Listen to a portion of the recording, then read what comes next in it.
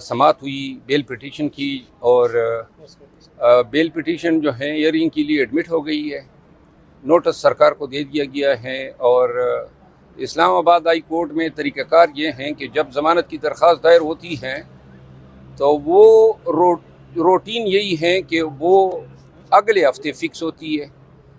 तो यहाँ इस प्रैक्टिस को उन्होंने फ़ॉलो किया है, और तारीख़ जो है वो शायद अगले हफ्ते की आज मंडे का दिन होगा, लेकिन ज़रूरी नहीं है, मंगलवार भी हो सकती है।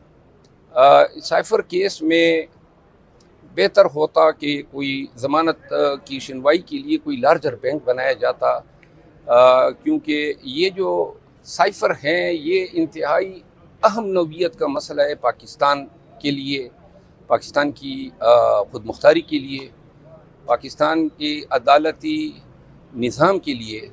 साइफ़र का केस पहले सुप्रीम कोर्ट ने अपने रिपोर्टेड जजमेंट में कासिम सूरी साहब के रूलिंग के ख़िलाफ़ केस की समाअत करते हुए उस पे अपनी ऑब्ज़र्वेशन दी है।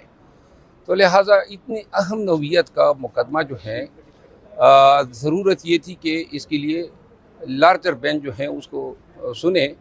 दूसरी बात ये है कि आज प्रैक्टिस एंड प्रोसीजर जो बिल एक्ट हैं उस पे सुप्रीम कोर्ट में समाअत होनी है, उधर अभी हम जा रहे हैं। तीसरी गुजारिश ये है कि पाकिस्तान तहरीक इंसाफ जो है उसकी कोर कमेटी का आज जो इंतहाई अहम इजलास है, और जिसमें बहुत अहम फ़ैसले मुतवक्के हैं। हम ये कोशिश कर रहे हैं कि पार्टी के कन्वेंशन मुनक़्क़द करें मुल्क भर में, और इसका आगाज़ खैबर पख्तूनख्वा से कर रहे हैं। वर्कर्स कन्वेंशन तमाम पार्टियां कर रही है, NP आजकल कर रही है, जमाती इस्लामी के कन्वेंशन आए रोज़ होते हैं। और इस मुल्क में जो हालात हैं, तो पार्टी जो हमारे कायदीन हैं और अकाबिरीन, उन्होंने कन्वेंशन से पहले ये सोचना शुरू किया कि जी हमारे कन्वेंशन पे फिर हमले होंगे और हमारे कन्वेंशन को सबोटाज किया जाएगा, तो इसके लिए हम पहले से क्यों ना अदालत से रजू करें। यानी आप इससे अंदाज़ा लगा सकते हैं कि पाकिस्तान तहरीक इंसाफ कितनी डिस्क्रिमिनेटरी ट्रीटमेंट के हवाले से ख़ाइफ़ है कि इसके साथ जो ट्रीटमेंट हो रही है वो पाकिस्तान की किसी और सियासी पार्टी के साथ नहीं हो रही है। तो लिहाजा ये चंद चीज़ें थी आपको बताने की।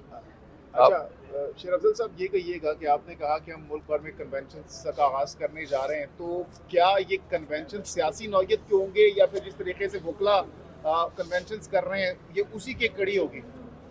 वकला कन्वेंशन एक अलहदा सिलसिला है जिसका पार्टी कन्वेंशन से ताल्लुक़ नहीं है। ये वर्कर्स कन्वेंशन होते हैं जिसमें वर्कर्स इकट्ठे होते हैं, इलेक्शन सर पे हैं, और तमाम पार्टियां अपने हलकों में अपनी स्ट्रेटजीज़ बना रही हैं। पाकिस्तान तहरीक इंसाफ और इनके वर्कर्स का भी हक़ है कि वो अपने मुतल्लिका सूबाई कौमी हलकों में वर्कर कन्वेंशन करे, अपने उम्मीदवारान के बारे में जो है डिस्कशन करें पोलिंग स्टेशंस के हवाले से, क्योंकि इलेक्शन जो है वो बिल्कुल सर पे है। लेकिन शेर अफजल मरवत साहब ये कहिएगा कि क्या आपको नहीं लगता कि जो PTI के लीडरान हैं जो कि इस वक्त अंडरग्राउंड है, छुपे हुए हैं, उनको नहीं चाहिए कि वो सरेंडर करें, आए सामना करें, अगर बेगुनाह है तो खुद को बेगुनाह साबित करें कि कैंपेन शुरू कर दें? ये नहीं हो सकता कि भाई वो छुपे रहेंगे, इससे नुकसान नहीं होगा आपके ख्याल में पार्टी को? देखिए, गुनाहगार और बेगुनाह का सवाल तो नहीं है। जो पाकिस्तान तहरीक इंसाफ के जितने भी लीडर्स अंडरग्राउंड हैं, एक पहली बात तो ये सब जो हैं अपनी मर्जी से अंडरग्राउंड नहीं है, ये एक फ़ैसला था और खान साहब ने इसकी अप्रूवल दी थी। दूसरी बात यह है कि इन पे मुकदमात की नवीयत क्या है।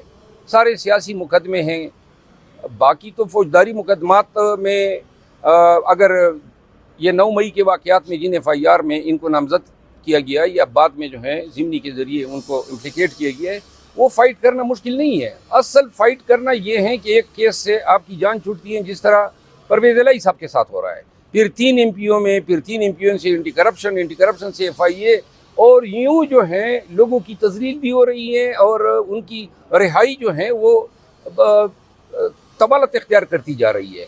तो लिहाजा इस चीज़ का हमारे पास फिल वक्त कोई इलाज नज़र नहीं आ रहा है। अलबत्ता ये चीज़ वाज़ेह है कि बहुत जल्द जो है ये फ़ैसला होना है कि लीडरशिप को अब मंजर आम पे आना है, اور جب کب فیصلہ ہوتا ہے یہ کور کمیٹی نے ڈیسائیڈ صاحب کرنا. آپ بڑے دبنگ لیڈر ہیں، آپ نے ایک دن ٹویٹ کیا تھا اور آپ انڈر گراؤنڈ ہو گئے تھے کہ پی ٹی آئی کی کور کمیٹی میں کچھ غدار بیٹھے ہیں، آپ ان غداروں کا نام لینا پسند کریں گے؟ یہ سوال کا جواب تو میں کئی دفعہ دے چکا ہوں. نام لینا پسند کریں میں آپ کو عرض کروں گا نا، میں نام لینے سے گھبرانے والا آدمی نہیں ہوں، ٹھیک ہے نا. لیکن بات یہ ہے کہ پارٹی کے کچھ جو ہمارے سینئر اکابرین ہیں انہوں نے مجھے اس سے منع کیا ہے، تو لہٰذا اب آپ مجھے لڑوائے نہیں اپنے پارٹی سے، اور جو فیصلہ انہوں نے کیے ہیں وہ مجھے بسر و چشم قبول ہے. سر قاضی فائز عیسیٰ سے تحریک انصاف کو کیا امید ہے؟ قاضی فائز عیسیٰ صاحب کو ہم مبارکباد دیتے ہیں، اور پاکستان تحریک انصاف اور پاکستان کے عوام اور پاکستان کی لیگل کمیونٹی یہ توقع رکھ رہی ہے کہ پاکستان کو جو چیف جسٹس ملا ہے وہ سب سے پہلے جو کارروائی مناسب سمجھے گا وہ ہے عدالتی جو نظام جس کا شیرازہ بکھر چکا ہے، اور جو عدالتی احکامات جو ہیں وہ بار بار پاؤں تلے روندے جا رہے ہیں. اور جو سب سے اہم مسئلہ جو درپیش ہے عدلیہ کو وہ ہے کانسٹیٹیوشن آئین پاکستان کے تحت پاکستان کے عوام کی بنیادی حقوق کا تحفظ، اور اس تحفظ کو فراہم کرنے میں ابھی تک عدلیہ آپ سب کو معلوم ہے کہ وہ ابھی تک کامیاب نہیں ہوئی ہیں. لوگ غیر محسوس فیل کر رہے ہیں، لوگ عدالتوں میں اس ڈر کی وجہ سے نہیں جا رہے ہیں کہ عدالتیں جو ہیں ان کو انصاف کی فراہمی صرف فراہمی نہیں ہے بلکہ اس انصاف پہ عمل درآمد بھی کرانا ہے. عمل درآمد جو ہیں وہ ہوتا نظر نہیں آ رہا ہے. تو لہٰذا پاکستان کا موجودہ وقت میں الیکشن سے بھی بڑھ کے اور ایک معاشی صورتحال سے بھی بڑھ کے جو سب سے اہم فیصلہ ہے، جو سب سے اہم برننگ ایشو ہیں، وہ ہیں پاکستان میں رول آف لا کی صورتحال، یا آئین کی سپریمیسی کی صورتحال، یا پاکستان کے شہریوں کے حقوق جو ہیں ان کی پامالی کو روکنے کے لیے کیا اقدامات جو ہیں سپیریئر جوڈیشری کر سکتی ہے. میرا خیال ہے، اور قاضی فائز عیسیٰ صاحب کا جو خط کاٹ ہیں، جو ان کے فیصلے ہیں، جس طرح خود اپنے لیے انصاف کے حصول کے لیے لڑا، پاکستان کے عوام اور ہم لیگل کمیونٹی بالخصوص یہ توقع رکھتے ہیں کہ یہ عدالتی نظام کو مضبوط کریں گے. جن لوگوں نے عدالتوں کی بے توقیری کی ہے اور جن حکام نے اس کا ضرورت یہ ہے کہ پاکستان میں ان تمام احکامات کے لیے کوئی جوڈیشل کمیشن بنایا جائے جو یہ جائزہ لے کہ کہاں پہ کس طریقے سے عدالتی اختیارات کو جو ہیں یا عدالتی اقدامات یا احکامات کو فلاؤٹ کیا گیا. اور جب یہ چیزیں ہوں گی تو لوگوں کا اعتماد جو ہے عدلیہ پہ مضبوط ہوگا. بندیال 1 سال 7 ماہ گزار کے گئے، ان کا بھی جسٹس منیر کی کیٹیگری میں آئے گا؟ میں یہ تو نہیں کہوں گا. جسٹس منیر اور جسٹس بندیال صاحب میں بڑا فرق ہے. منیر نے بیسیکلی